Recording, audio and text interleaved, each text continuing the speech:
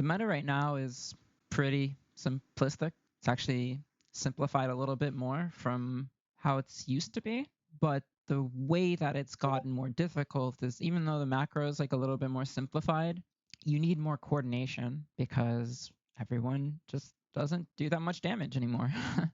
So you need lots of people to do very little things sometimes. And it kind of means that because things are more Zerg centric for the most part, it means, you know, the people that you're trying to focus for the most part are main ball people. So whatever we do out here in Kill Squad, wherever that might be, it kind of all sort of has to lead towards us, this inner lane space, and main ball people specifically, which are the people that are most of the people that exist in this space. So for group 8, you guys are the inner lane Kill Squad. So we'll kind of like start from you guys and then work our way out towards wide, and then we'll talk about this group last, the Weakside Kill Squad. So for group 8, the macro that you guys actually have is very similar to the quad DPS in that very much focused on this inner lane space and just making sure we have good control of it, and kind of just trying to bounce back and forth between like pressuring these main ball people and then like making sure we actually have like control of this inner lane space, and that, you know, we have kind of control up to kind of this mid-line-ish position, kind of at minimum, right? There's stuff that you can think about in terms of like other stuff you can think about on the outside, but for the most part, you kind of don't want to have to do that. It's like we kind of want a consistent presence of group 8 kind of here, and not have you guys have to worry about other stuff like people rapping or other players like crashing into you, and like have like our quad DPS think about that stuff a little bit more, at least in terms of like people like wrapping back into this position. So let's say we're coming into the position for the first time, right? Like we're reset, or like, you know, let's say this is C, we're on attack, and this last point we just cap B or something, and we're coming into this position for the first time. Obviously, you know, the way that you're going to come in, you want to try and, you know, being a little bit wider than your opponent is always good, but ultimately, like, you're still playing for this like inner lane space, and it's important that even if you hang out wide and you're kind of like helping push the lineup, you know, maybe out a little bit further, that you really come back in as fast as you can and are kind of like playing to kind of control this space, right? Really, really simple. And thing about group 8 too is that it's not so much that like helping out here sometimes is not good. It's just that when you guys do that, it just kind of opens up a gap, right? It opens up a gap for the enemy to kind of use like between points, and kind of just like lets them kind of freely travel through here. So like the more you guys move out of here, especially like when our like point player, when our quads are like just trying to actually play for point here, and like they're touching point and they're trying to fight for this like this edge kind of space sort of thing, and actually trying to stand and tick, it kind of like leaves this sort of like emptiness here a lot of the times, and that's kind of the emptiness that you guys need to be filling. It doesn't mean that you're just perma standing here. It just means that like we're not going off on like side quests too often to like help anywhere else, and constantly, again, it's just really trying to maintain this dynamic of, oh, we have control, so let's just kind of like see how much we can actually pressure this position. If we don't have control, we're just kind of like in this kind of cycle, be back between both of these things. So group 8's, it's just not it's not complicated at all. You guys want to be a little bit more static than the other kill squads in terms of like your flexibility, and really just try to consistently be a presence here in inner lane. So that's group 8. Group 9 is a bit of a trickier group. It's a little less singular because you're kind of, you know, if group 8 is kind of existing here, let me use a different color. The 8 is existing here, and maybe G10 is playing a little bit while you're kind of like an intermediary between these two as G9. And so you have like some more decisions to make, right? You have to think a little bit more dynamically. You know, it will be very map dependent too, right? Like so we can imagine, like, let's say Brimstone or something, and we're at C at Brimstone, right? There's not really a wide position, right? So like whatever kind of intermediary position like you're in, it's like almost like kind of goes away to some extent, doesn't go away completely, but because everyone's so close together, like once we're actually in position, we're all so close to each other that, you know, the positions kind of get blurred a little bit. Whereas like if you're talking about Windsward, like, you know, G10 might be way out in Narnia, like somewhere, and G8's tight to point. And then, you know, your relationship with G10, you know, there's not really much of one, right? There is still one there, like a potential one for sure, but you're definitely just be working with G8 more. And really key thing I think for G9, and this will be similar to G10, is that you guys are constantly trying to fight up here, really trying to fight on the enemy's half and kind of like hold the space up here. And from holding this space, then like looking inner and trying to like support G8 whenever you guys can, potentially even pressuring some of the quad players that are playing up here. But for the most part, it's just you guys are really trying to play up here, and especially the bows or whatever you have in this group, could be fire staffs, bows, or like a mix.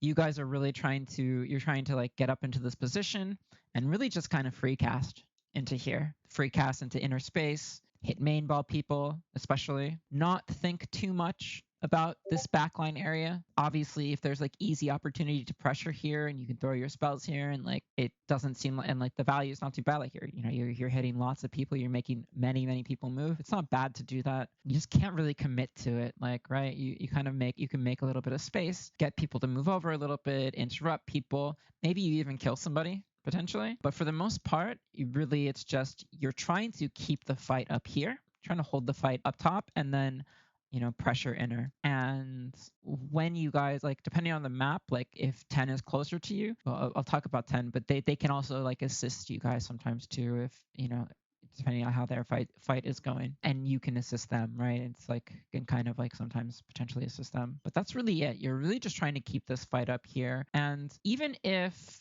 the enemy pushes past, so like let's map out like some kind of little scenario here. Let's say we're pushing in for the first time and you're against the other G9 group and you're clashing, we're going to be fighting for this space. And let's just say you guys sort of win this initial engagement and you're able to push past and you're able to get up into this position and kind of like fight them here a little bit, and like you've just gotten to this position, right? And let's say some of them come back out and, instead of engaging you guys, let's just say they ignore you, right? Let's say they ignore you guys up here and they just push past and they come down into the same position to you and they just start doing what you're doing. What you really don't want to do is like go back and chase them back here, right? And try and push them out. If anything, like if you wanted to do that, you could maybe send the schizos in this group back to maybe like disrupt them and stuff and keep them busy so they're not getting value, towards our inner, towards the space. But the range players like in this group should definitely stay up top, right? And it's like they kind of want to do it too. Like even if they get pushed back, they kind of don't want to be like trying to fight you guys here. It's really better too if they kind of ignore and push past. And the same thing too, like for you guys, if you're in this initial clash and you guys are fighting, lose, for example, like let's say you guys lose and they push you back here, you still should stop trying to like fight them here and just constantly, especially in the way that you're kiting, like try and drag them upwards. Like even if you're losing, if you're not doing well, or if it's stalemating too, like even still, like when we're kiting the direction that we're going to kite in, how we want this fight to go, we just want to keep moving the fight upwards anyway. So like to the point where even if they don't follow you, you kind of just ignore them, right? You kind of just let them stay there and you kind of just trade sides. That's really kind of how it has to be. Like we want to trade sides for the most part, where like both sides are like fine with trading. And then we have our range players up here on either side that are getting value. And then you can think about, okay, like what I want to do to like maybe stop them down here, right? And again, that might be like maybe sending a schizo back or something to like disrupt them or something like that, while our range people get value up here. But for the most part, it is keeping the fight up here, ignoring them, like trying to pull this fight upwards, ignoring them when they push past for the most part, and trying to get value, right? So we're trading sides and we're kind of just trying to like kind of fight fire with fire, right? We're kind of just they might be down here, but that's okay because we're just going to do a better job doing the same thing in this position up here. So that is group 9 in a nutshell. And then we can talk about group 10, which is the wide fight. Wide fight is very similar to how Group 9 is doing things, where in whatever is happening, like, I don't care if you're stalemating, I don't care if you're losing, you're constantly trying to drag this fight upwards. And I can talk too momentarily about why this wide fight exists in the first place, because I think a lot of people don't really get it. Like, they don't know, like why are we doing this? Like, why are we running out into Narnia and fighting each other? And it's really simple. The main reason why that is happening, why we have this group that ends up out in Narnia potentially sometimes, is because when you're fighting your opponent like this, and like we're fighting each other, and let's say we have like some extra force somewhere to use, right? We have like some part of this which we can like use somewhere else, some part of this force that we can use somewhere else. Whichever side uses this in a way to split this pressure in a more effective manner, they'll have a better chance of winning this clash here.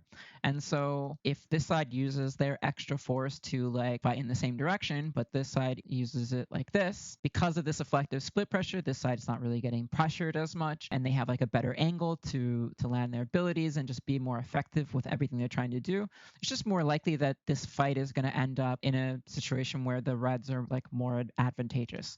So the whole point of this fighting out in Narnia is because that's what we're trying to do. That's what this group is trying to wrap, essentially. Each of these groups is trying to wrap and get that good angle, right? So it's not just us like pressuring this direction, but we have pressure like coming in more directions than that, right? We create more split pressure, and it's harder for the enemy to sustain like where we're applying that pressure because of that. If you're an inner lane, for example, and you're trying to push through against another group, and then there's like extra damage just coming into you like this into the side, like you're not going to be able to sustain, right? And it's the same principle out here with what these wide groups are doing, is they're trying to wrap and like get around to get that good angle and be wider of their opponent and wider of the fight in general. And the only way that fight is not going to exist is if like both sides like have some gentleman's agreement that they're not going to wrap each other, right? That they're just not going to wrap around and get in that position.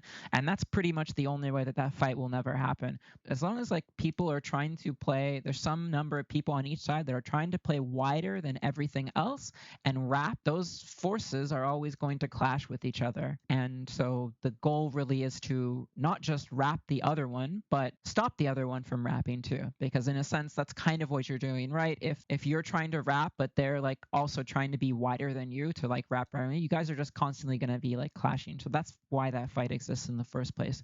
So key thing for the wide group is you never want to let the other wide group out-wrap you, ever. If you have to run to Narnia to not let them get around you, you will do that. You will run to Narnia. And they should do it too, especially on defense. So that's the first thing. Never let them wrap around you. And then the second thing is sort of the exact thing that Group 9 has to do, in that you want to keep the fight pushed up as further. So you want to be wider than your opponent and having the fight as far up as possible on the enemy's half of the field, right? Because whenever we're fighting more on the enemy's half, we just have more space than they do, and we're just more likely to win, right? We have more space, we get better angles, we can recover better, we build point pressure better because of that, and enemy has basically just less of everything that we have, so we just keep increasing our chances of winning. And that's why like when we're first like on an opener or something, or whenever coming into a point for the first time, and like the caller says take space, that's really what it means. It means like before we have this 50v50, this kind of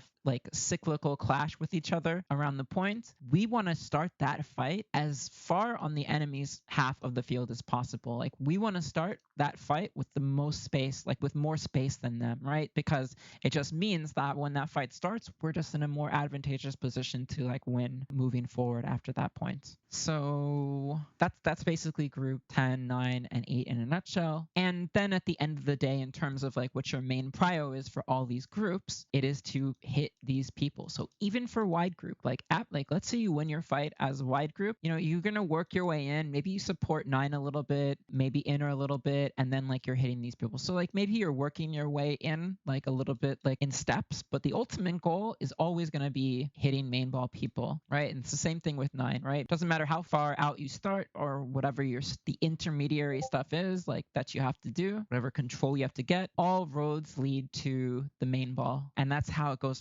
fort too. It's really the same thing within fort as well. And I can talk about fort a little bit too for the groups.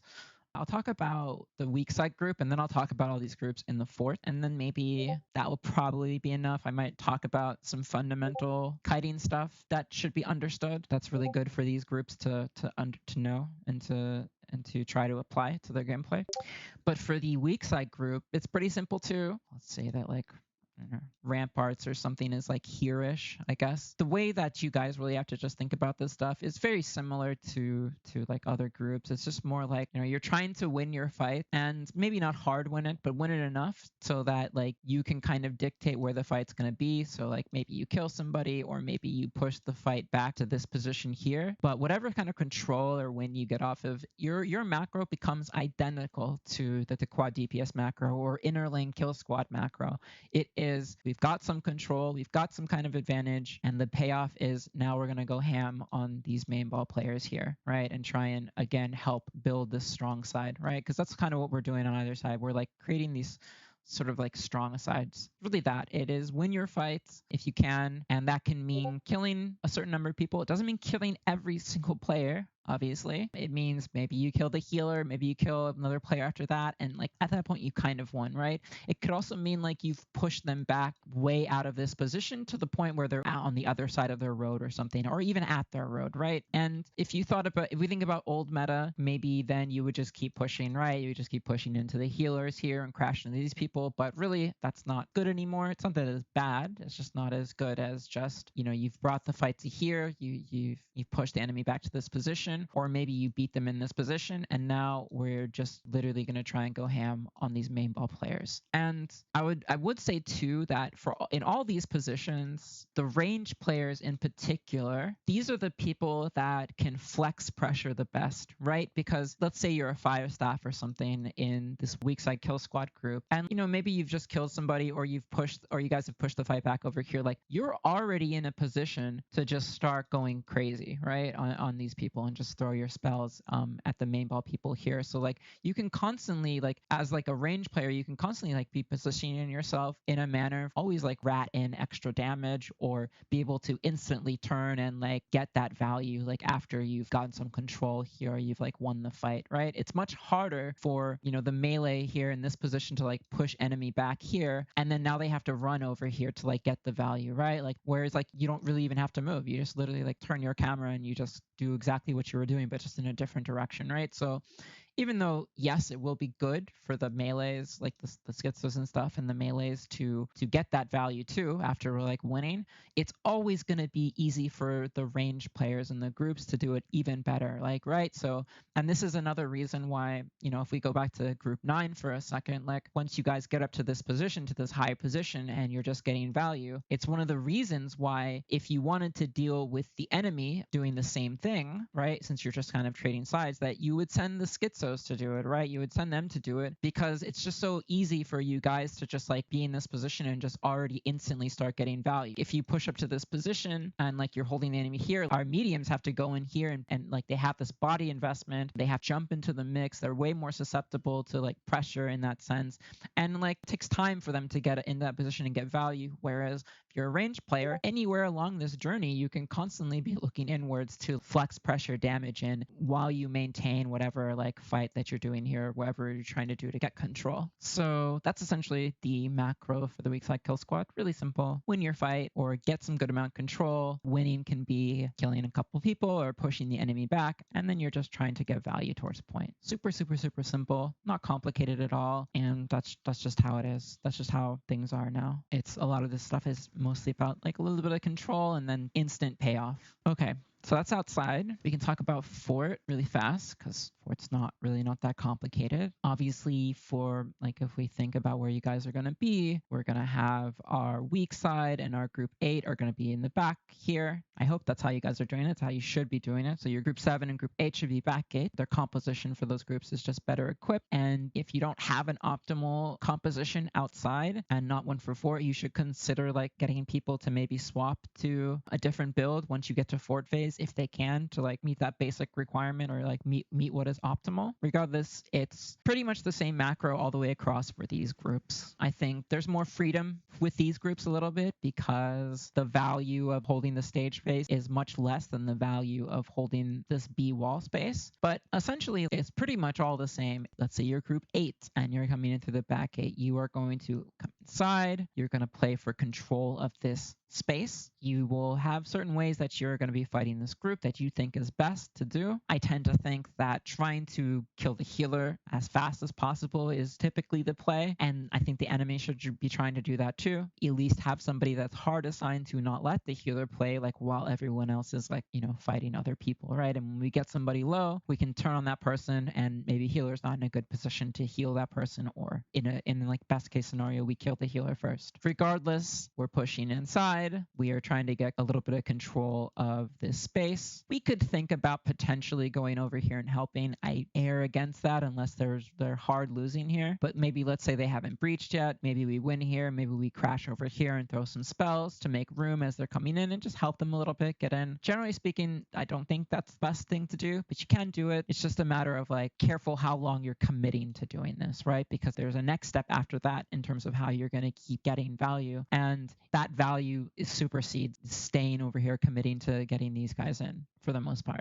So be wary of like how long you're trying to play for stage control generally after you get in. You want to get some control.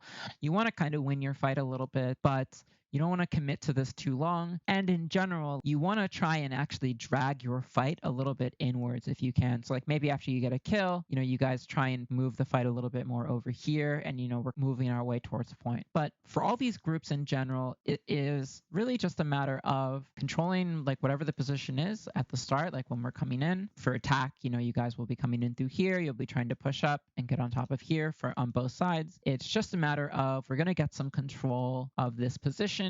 And then we're going to look down towards the dirt and towards main ball and get value. And it's the same thing with these ones too. We come in and again, we get our control and then we are trying to like play for this main ball pressure. Very, very, very, very simple. The only tricky stuff is kind of like, how are we going to, because maybe sometimes you might want to come back here and reestablish control after you move down here.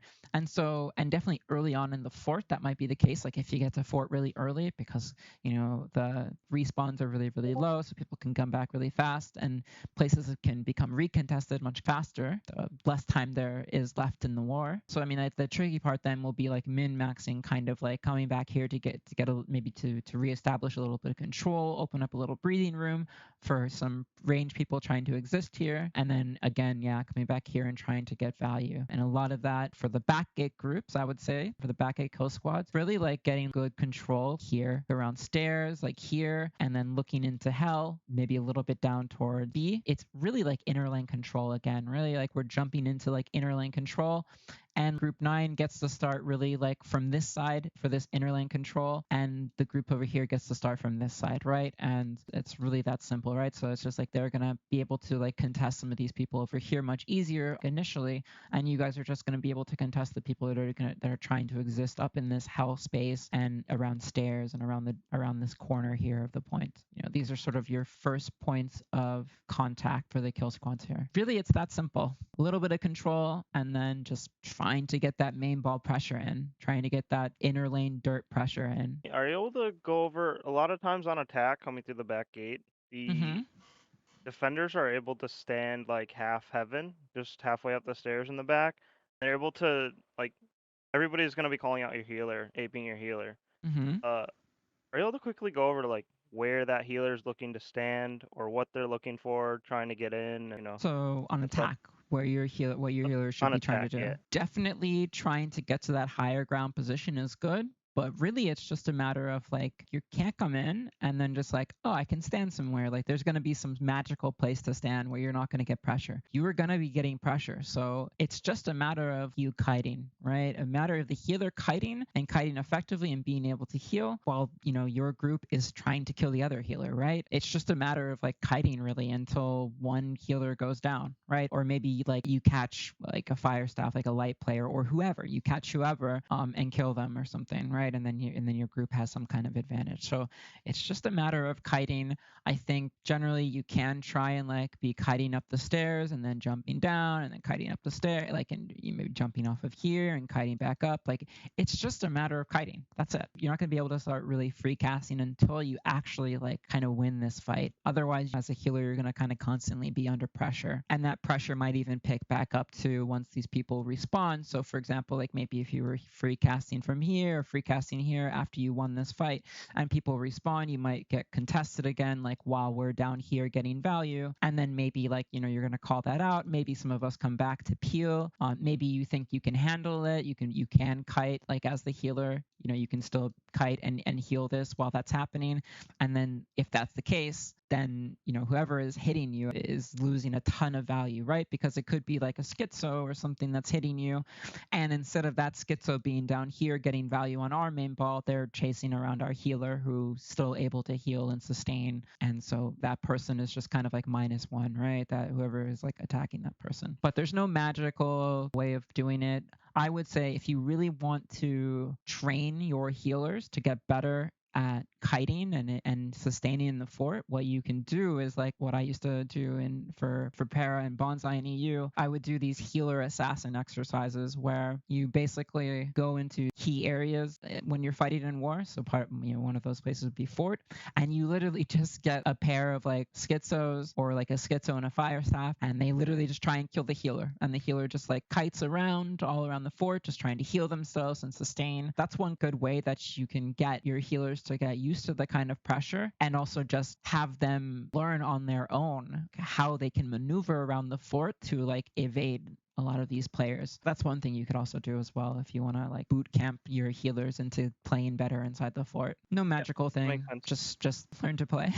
Yeah, I can answer other questions too. I do want to talk about kiting stuff I mentioned before for outside. I think this is kind of important for everybody here in terms of fundamentals. And maybe some of you have seen me talk about it before in one of my videos, I'm not sure. But essentially, the best way we're going to hold space and sustain has to just do with where we're putting our bodies all the time. If we're thinking about healers, the way that they can help keep this fight forward is by using all the space that we gain, right? So whatever space that we earn, they're using that space and not just sitting back, right? So healers at a fundamental basis want to be spread apart from each other, right? Because it just means that when an enemy attacks you, they're just attacking you. They're not attacking other people too, right? They're not getting like a 2-for-1 deal or a 3-for-1 deal whenever they pressure you. So at minimum, healers want to be spread out. And then after that, they kind of want to use the space that we're earning like very fluidly. If we have this like control up to this position, like our healers should be trying to heal up here. They should be trying to use that space, right? And in their own way, by doing that, by using the space that we're earning and pushing up to, it means that they're helping to keep this fight forward and to constantly push the line up, because when anyone's going to engage on them, they're engaging on them here instead of on our half, right? So we're earning space, we're holding space, and enemy is not gaining space and potentially even losing space sometimes. And so in terms of like how we're going to kite, like when we're under pressure, we'll talk about how this relates to also when we actually engage people too, right? When we're not running, but when we're actually engaging. But when we're kiting, that's one way we can make it so that we keep the fight push forward, is that we can kite forward too. If you're some player here and you get under pressure, we know that the worst direction that you can kite in is backwards. That's the worst direction that you can kite in, because you give up the space that you have, and if enemy is following you, they're earning space at the same time. They're earning all the space, you're giving up space. This is the worst direction you can kite in. And this is very important for the kill squads to realize when we're trying to hold our space out here and what direction we're going to kite in. So we know that if that is the worst direction to kite in, then this is obviously going to be the best, right? Because we are gaining space when we kite in this direction, and if enemy follows us, they are losing space. They're losing the space that they have. So kiting forward towards your enemy's side is always going to be the best possible thing that you can do, and kiting backwards will always be the worst. So we know then that any way that you can in your own way to meet that ideal, to reach the best, is always going to be like kind of better than the one before, right? So kiting back in this way will be a little bit better than kiting completely backwards. Kiting to the side is going to be a little bit better than kiting there, and on and on and on. You get a little bit better as you're kiting until, you reach the best. And you might not always be able to do the best, right? It's just to say that all these intermediary positions that you could be kiting in the direction of, lets you be a little bit more optimal sometimes, right? So you can always just be a little bit better than what the worst is in any given situation, and constantly be thinking about that to, again, maintain the space and keep the fight pushed forward. That is for kiting. That really just means too for these groups out here, these kill squads groups, like when you're getting engaged on, like really do your best to try and meet that ideal. Like, so when you're kiting or whatever, you're trying to kite in some kind of manner that, helps hold the space still, or even gain space potentially if you can. So all the kill squads out here, for holding the space, maintaining it, you guys have to keep that in mind in terms of how you're kiting. And the sort of inverse thing to this too is how we kind of engage with each other. And that's probably one that maybe some people here are more familiar of, that I talked about before, in terms of how we engage one another too, right? So if we're going at each other like this, if we want to get the most value out of, in terms of like actually defeating this force, we know that going straight at it is the worst thing that we can do, right? And that might have to happen sometimes, right? Like some people will have to be the front line and they will have to like be there and kind of go face to face. But we know that that's really the least effective way to actually like beat your opponent. And we know then that the best way to actually beat them is to engage them from behind. VGs know this very, very well, right? VGs have to absolutely keep this principle in mind all the time. VGs always want to try and be behind the enemy or to the side. And again, it's this thing of, if we know that being behind the enemy when we engage them is going to be the best, and we know that going head on into them is the worst, then we know that any way that we can engage them a little bit more until we reach the direction of the best will be a little bit more optimal, right? You as a VG, it's going to just be way better for you to be engaging from the side of your enemy than trying to go against them like head on, in terms of like engaging, the principle there still applies. It just kind of like in the inverse. I got a question. Yeah. One quick question. The weak side losing, which way do they kite? Are they kiting towards B, or are they kiting towards bottom right? Weak side losing, what, on attack or defense? Attack. On attack, you want to try and kite again, like towards this, because that's the thing. It's like you want them to lose space. Whenever you kite, you want to gain space, and you want your enemy to lose space as the ideal, right? And so, however you're going to kite, you just want to work in that direction, right? So obviously, kiting backwards towards B, that will be the worst thing that you can do. I think because of just how this position works, it has to be a little bit more nuanced, because obviously the most value that you're going to get is towards the point. So dragging stuff towards the point in general can be also good. But yeah, I mean, if you're kiting in this direction and dragging the enemy backwards into their like back right kind of thing, that is the ideal. And potentially, I guess, in this position too, dragging them to point a little bit as well can also be good. A question on kill squads and in fort for 9 and 10. Mm-hmm. If you're getting stuffed at front shops when you're coming in, what's your thoughts on using the back stairs as an alternate way to get to your space? So you come in, you go here, and then you go up and around like that? Yep. You could try that. You can absolutely do that. Obviously, that is going to allow your enemy here to be more free to free cast onto whatever they want, because that's what they should kind of be doing, right? Like what they're going to be doing when you guys are trying to be breaching is like they are going to be kind of like hanging around here, but they're going to be hitting people, and they're waiting for you guys, the kill squads here, to be pushing in to then like hold this space and contest it. But beyond that, they're just pressuring people in the dirt and people trying to get in and pushing to point. And if they're not immediately getting contested in this space, and you guys are just, running this way, right, and kind of ignoring them, well, yes, you might get up here and maybe that can work out, but just realize that unless they completely troll and like try and like run over here to meet you guys or something, or however they just try and like follow you or something, unless they do that, they're probably just going to keep free casting and keep killing people. They could just follow you here too. I mean, they could just do that as well. Obviously, it's a little bit tricky, a little more awkward, right? Because it's really the melees that can do that, and the range are like kind of back here.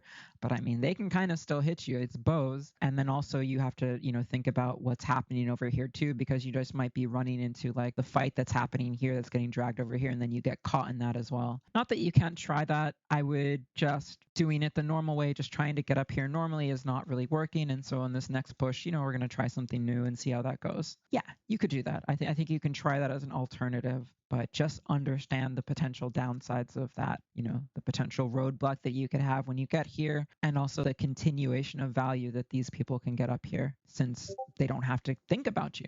And the only trade-off that you could possibly be thinking about in that situation is that if you guys are pushing in, you're helping this fight. So like maybe if you push in and they ignore you and you help this fight win, okay, well now even though it's taking you a long time to get over here and your enemy is like getting value in this dirt, well now we have a group that's just completely won and they can just now be getting value too, right? But still, that's a lot of like ifs and extra steps, whereas this group is just kind of getting value like the whole time if they're not trolling. I have a very quick question. Yeah, sure. On the exterior phase of the war, sometimes unideal situations occur, like a group gets diffed, or maybe even an unlucky thing. Individuals vital to the comp, DC, unable to reconnect, what have you. What are some things that 8, 9, and 10 can do to adjust to that circumstance where, they're constantly playing with a group or approximately a group down in that oppo fight? How can they compensate for that deficit? I think the best thing that you can do is obviously not run it down and potentially try and hold certain space, like kind of realize that you can't win certain space, but potentially you could still hold space. So you could try to kind of hold for the midline kind of thing. Like, you don't really try and get past this, but you don't let your enemy sort of like pass this kind of thing. Let's say like, you're having this fight out here. You could play to kind of hold the enemy back, like not let them get past this space or like pressure this space or anything like that. You can play to hold a little bit, but honestly, the thing about like losing somebody is that either you're going to lose your fights or the enemy gets to have an extra person that can basically just leave the fight and just be a +1 for main ball pressure, somewhere, because they're not needed anymore since you're missing a person. So there's not a lot you can do. I think the best thing is just try not to int and try to sustain and hold space more than earn space. In that circumstance, do the two remaining groups, say for instance hypothetically like this issue were to occur with the outer, would 10 still keep trying to run wide and leave inner to, whatever that 5v10 where they just have to sustain and try to hold as much space as they can? So you mean you're wide ignoring the other wide group, or like you lose a player in your wide group and then what you're saying, like you don't try and fight that wide group anymore, you just get around them and just push past them or something like that? Is that what you're saying? More so that the hypothetical pertains to group 9.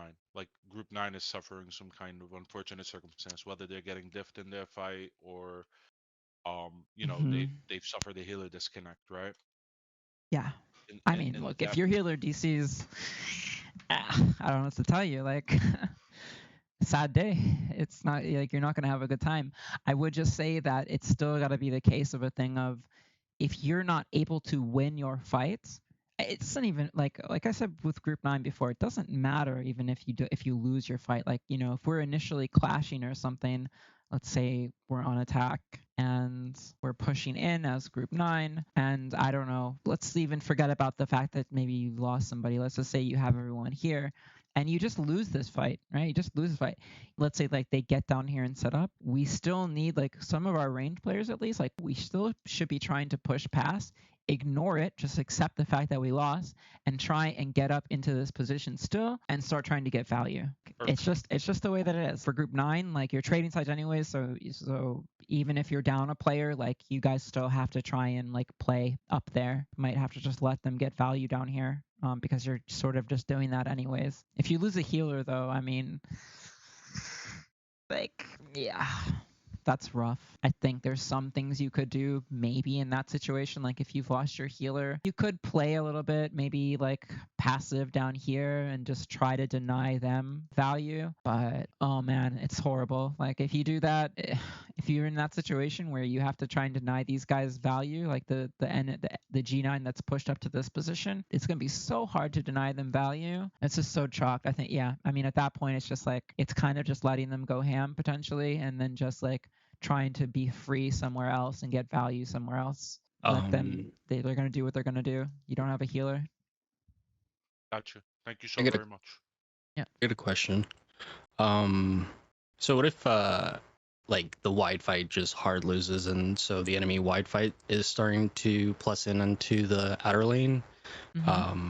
How should the outer lane react? Should they try to go like left outside, like wrap around, or just to like prepare for group 10 to come in? Or I think what happens is, like, let's say that you're group 9 and let's say you're up here, right? You've done everything you guys need to be doing, like you're vibing, and let's say wide group loses or something. Over here, if their wide group comes to pressure you, personally, I think that's kind of a win for us in a way, because it's just another impediment for them to now get value, right? Because it's got to be this thing in everyone's head that like the only value of winning any of this is for this. And if you only win, but you never do this, well, then who cares, right? We just have one war that's going on here, and then we have one war that's going on out here, and there's no connection between the two, right? It doesn't matter that anyone's winning out here. This fight just keeps happening and no one's getting any kind of payoff from it, right? So that's kind of the thing. Like if the wide group then runs into our G9, and maybe our G9 gets pushed back, or I mean they get pressure and they have to fall back, okay, fine. Like that's going to happen, but it's better than them actually ignoring G9 and like just going around and just start hitting inner lane for free and no one's stopping them, right? Because G9 is still has to contend with the other G9. You know, yeah, we're getting value up here potentially, but you know, we might also be dealing with like a schizo from G9 or something, right? And then also their G9 might be pushed down here, just like getting value, right? Now like a wide group is down here doing the same thing too. And it's just like that's the worst case scenario. The worst case scenario is these guys losing and then the group here instantly getting main ball value. But if they don't and like they try to deal with you guys and like just try to go through another barrier to get to this, that's probably a good thing for us at the end of the day. It's probably a good thing because it's like we're still going to be able to sustain here because they're not plussing pressure here. They're not plussing pressure on this. So nothing about this should change. Until they plus pressure on this, nothing should change. So makes sense. That's what I would say. Any other questions, or is that it? I got a question, not related to Kill Squad. Okay, yeah, sure. The quad DPSs. Watched the VOD that you made like 3 times. In your opinion, would the quad DPSs function better in their own comms, or I know the options were everyone together, split, or in their quad comms. Which one do you think works best? I think them all in the same comms together as like a 5-man, 4-man, whatever many quads you have all together in the same comms. I think that is the best, especially if you have them all together, right? If they're all together in the same space, then it's like more of a no-brainer, right? They should be in the same comms. If you have them split up, like let's say you have 2 spears on weak side and 3 fire stabs on strong side or something, like then they should be in separate comms. Like they'll still all be in comms together, so like 3-man and then like a 2-man duo, but there won't be in like a 5-man. It's only if they're all together and they're focusing the same space, doing the same stuff, they should all be in the same comms. So then 2 questions now, because you brought up 5-man. Does that mean that one person in groups like 1 or 2 for point, is that one person also a quad? Yes, so that's kind of where the meta has kind of ended up in, you know, with all the T1 companies for the most part, especially in EU. EU was like kind of already doing it a little bit before we started doing it, and it took me a long time to convince people that it'd be good, but you basically take somebody off of points, you know, maybe a VG potentially, and you replace that with a fire staff outside. And then when you get to fort, you could consider like maybe turning that player into like a spear after that, so you get back some of that point pressure, that sort of point presence, but you still kind of maintain the DPS at the same time. So you could do that. But yeah, I think for outside, I think especially when you're attacking, I think having that extra fire staff is going to be very, very nice. Okay.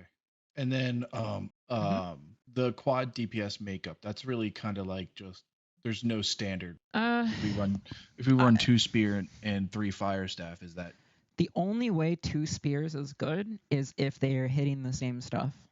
I think personally, I think if you have 2 spears and they are not hitting the same stuff, If they're not coordinated with each other, not hitting the same stuff, then it's not worth it. And I think really what's ideal right now is 4 fire staffs and 1 spear. And then Okay. again, I think that if he wanted to try to do some kind of split thing, and I still think split stuff can potentially work, where you split up the quad, you have maybe like 2 on Weakside or something. I think there you could also try 2 spears, but again, they have to hit the same stuff. They have to be like a true duo and constantly be hitting the same stuff to make it worth it. And then yeah, if you don't have that, if you can't get your spears to hit the same target, even if you split them like a duo or something on Weakside, then you should literally just make one of them a fire staff, right? And have like a fire staff and a spear duo on the Weakside instead. Like it's just always better that if the spears don't hit the same stuff, that you just replace one of them with a fire staff. Awesome. Thank you. Sure. Does anyone else have any questions or? More question. Is it better to have 3 disruptors on weak side or have 2 in like a DPS in that group with your healer? I think right now what's really working the best is 3 disruptors, 1 ranged, which would ideally be a fire staff, I would say. So 3 disruptors, 1 fire staff. And you have one of those disruptors that's prioing being a CC bot kind of and just not even letting the healer play. I think that is working the best right now. We'll see about what happens in season 5. Some stuff might change. I think in general, in terms of like composition stuff, it's really good. Build stuff in a way that on the outside, at least, when it wins and like has to focus inside, like it has the best tools for that, right? So it's like I tell fire staffs, for example, like maybe in group 9 or something, hey, like if you can like win your fight, beat the other G9 or something, or win whatever space you need in that matchup with Meteor Shower, then do that, because it just means that like if you win, now you have Meteor Shower for point, right? Instead of like Burnout, which what is Burnout going to do for you applying main ball pressure? Probably not really anything, right? Like you just have a dead spell. That's how I sort of think about it. It's like, how can we still win on the outside at least, but then still have like the best tools for pressuring main ball stuff? Anyways, if there's no more questions, I'm going to go eat food. I think that covers. Yeah, I mean, if everything. anyone has any Good. other questions you think of, you can always message me. I'm happy to answer, and I wish you guys luck. Yeah, Thank Thank you you. very much. Thank Yeah. you. Thank you. Thank you.